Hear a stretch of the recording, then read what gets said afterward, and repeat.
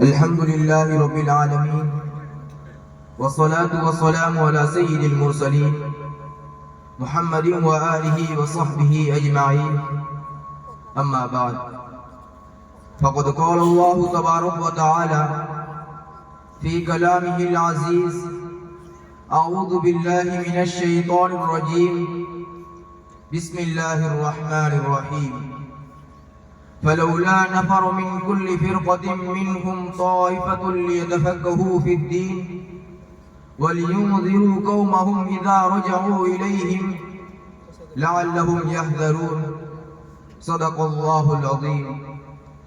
وطن کا ذرہ ذرہ ہے یہاں اس بات پر شاہد، وطن کا ذرہ ذرہ ہے یہاں اس بات پر شاہد، مدارس کے سپوت اس ملک کے جانباز غازی ہیں.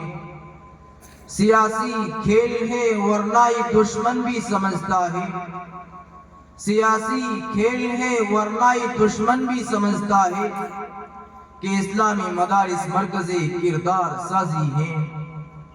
محترم حضرات اور سامعین کرام، جب ہندوستان کی سرزمین پر انگریزوں کا ناپاک سایہ پڑا، پورے ملک میں فرنگیوں نے اپنا جال بچھایا، وہ اپنی شاطرانہ اور ریانہ چالوں سے برسر اقتدار ہوئے، ملک کے ہر خطے پر ان کا تسلط ہوا.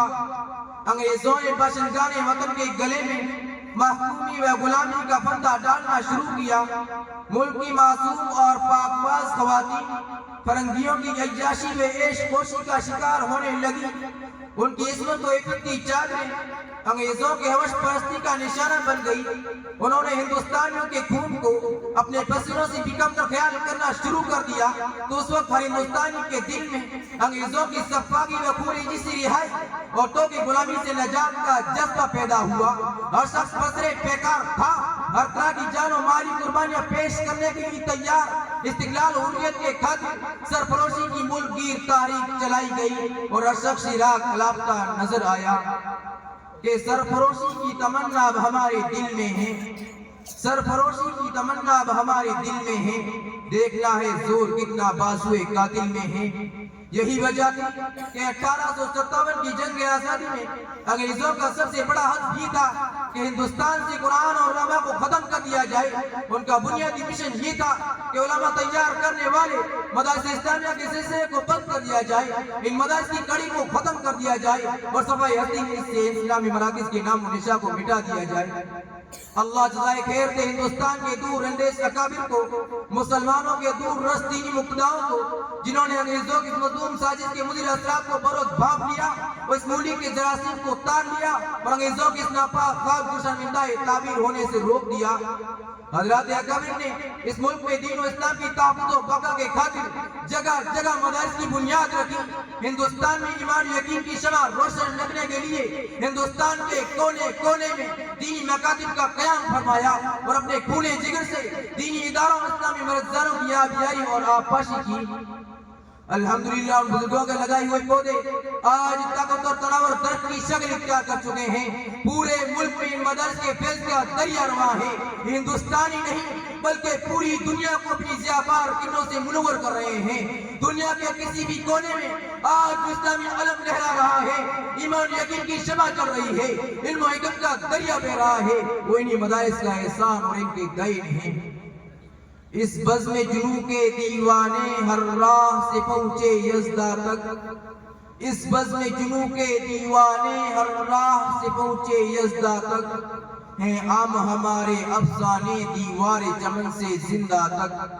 100 بار سنوارا ہے ہم نے اس ملک کے گیسوے برہم کو، 100 بار سنوارا ہے ہم نے اس ملک کے گیسوے برہم کو. یہ اہل جنوں بتلائیں گے کیا ہم نے دیا ہے عالم کو. سامعین گرامی قدر، آپ غور تو کیجیے، آج کسی دہشت گرد کہا جا رہا ہے، کن اداروں کو دہشت گردی کا اڈا قرار دیا جا رہا ہے، کن مدارس کو بنیاد پرستی کا الزام دیا جا رہا ہے. یہ مدارس کی دین کے قلعے، ان پر دہشت گردی کا الزام افسوس زدہ افسوس، ارے یہ مدارس تو اس قابل تھے کہ انہیں سینے سے لگایا جاتا، پلکوں پہ بٹھایا جاتا، انہیں پھلنے پھولنے کا موقع دیا جاتا، ان کی تعمیر و ترقی میں ہر طرح کا تعاون کیا جاتا، کیونکہ یہی وہ مدارس تھے جن کی کوکھ سے جنم لینے والے علماء اکرام کی قربانیوں کے نتیجے میں ہندوستان آزاد ہوا۔ انہی مدارس سے نکلی ہوئی تحریکات کے بدولت ہندوستان میں آزادی کا انقلاب آیا۔ انہی مدارس کی جانباز سپاہیوں کی جد و جہد کے بعد باشندگان وطن نے سکون و راحت کا سانس لیا۔ انہی خانقاہوں میں اللہ اللہ کی صدائیں بلند کرنے والے بزرگوں کی دعاؤں کے تحفے انگریزوں سے نجات و رہائی نصیب ہوئی۔ لیکن آج یہ مدارس برادران وطن کی نگاہ میں سب سے بڑے تنکے ہیں۔ ان مدارس کا وجود ان کی حلق سے نہیں اتر رہا ہے۔ ان مدارس کو ملک کی تقدم و ترقی میں سب سے بڑا معنی خیال کر رہے ہیں۔ یوں دکھاتا ہے ہم کو نظر باغباں، یوں دکھاتا ہے ہم کو نظر باغباں، جیسے کہ گلشن پہ کچھ اب ہمارا نہیں، وما علینا الا البلاغ المبین۔